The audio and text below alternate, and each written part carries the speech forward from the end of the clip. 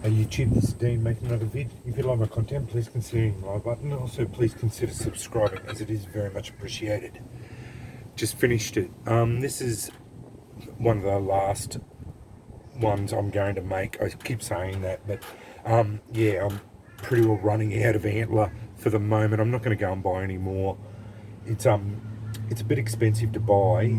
I don't mind buying it, but yeah, $30 a antler, and I I don't really need any more.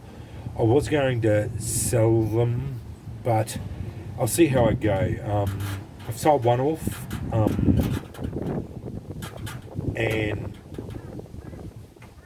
I don't want to go into the point of making more and then selling them off. And I don't know. I just don't know if there's a market for them at the moment. So yeah. Well, anyway, I said I was only halfway through making this one this morning. Well, I finished it off. It turned out really well. It took me a bit to get it in. Yeah, it was a bit of a drama. The channel just wasn't working for me. Yeah, so I used the same file, same piece of file from that one in there. It's this same antler, very nice antler piece that this one was made out of. I actually, out of the smaller builds, this one I think is the best one out of the one of so far. This is the best one I've made so far, but for the smaller builds, this one really fits really well in hand like that. Again, this was made out of a Martindale file, so yeah, a bit different to the normal Nicholsons that I have, but sparks really well. This Martindale file is very high carbon content. It rusts really easy. As I said, sparks really well. Anyway, that's the 4 of them now. So I've got, that was the first one I made. Second one I made, really big one. I think that was the 4th one I made. And then the last one. So yeah, that's the four I've got. I'm going to keep all 4 of these at the moment. That one is definitely a keeper. I could probably be convinced to sell maybe one of those. I'll probably keep that one as well because I love the antler.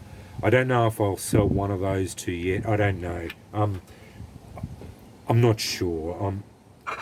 If someone asks me for them, I may sell them or give them away as gifts. I don't know. Anyway, but anyway, that's the 4 antlers I've got at the moment of my non-forged antler builds. This one is my favourite. This one's my favourite smaller one. It just seems to fit in the hand really well and turned out really well too. But I like all of them. These antler builds are just so nice. I don't know why you would have a snapped off file anymore. If you can get a piece of antler and go from there, it takes very little effort really to make a striker out of a piece of antler and a file.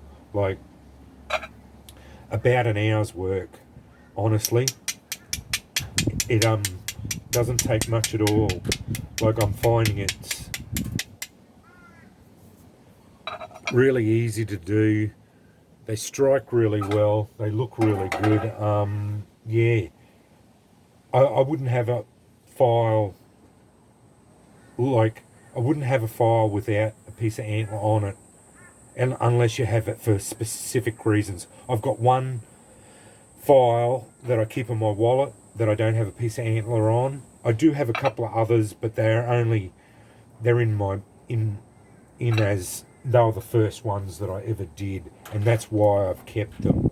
But yeah, these antler builds are just so good as far as I'm concerned. I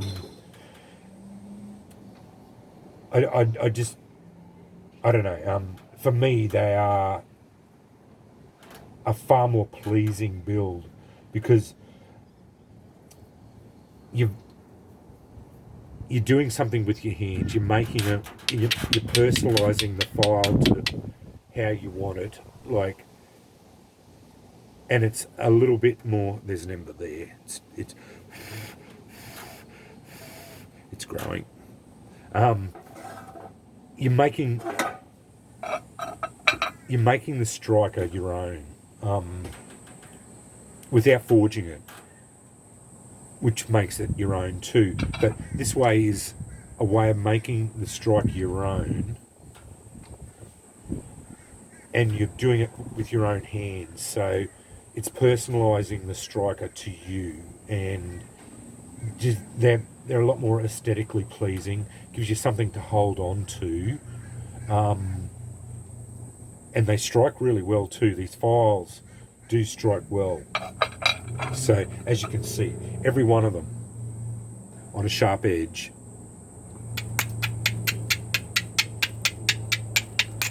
Remember, these are non-hardened. They're just files. So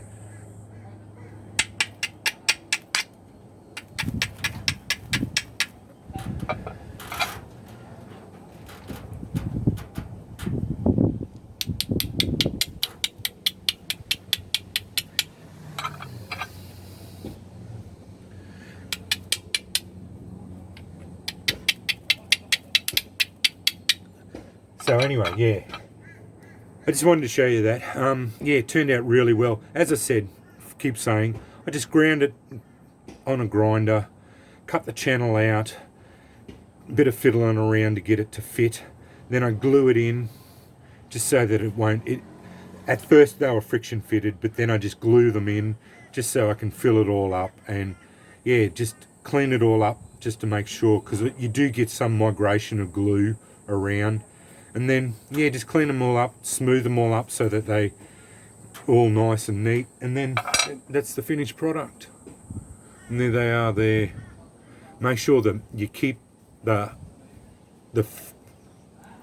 it all cool while you're grinding it, just so you don't change the hardness of it.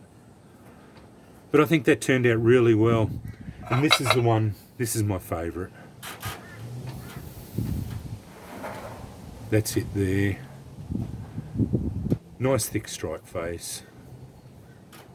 That one suited it really well. I love this lighter coloured antler. This one feels really good in the hand. And as you saw, it sparks really well. That was the first one I did. A little bit too small for me, but yeah, still a nice little striker.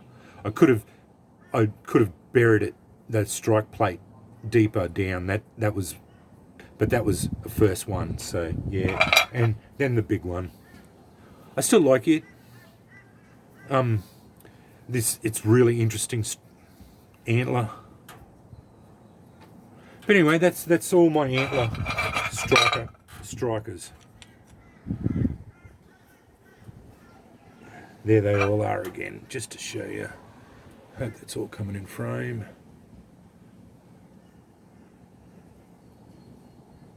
Non-forged antler striker builds.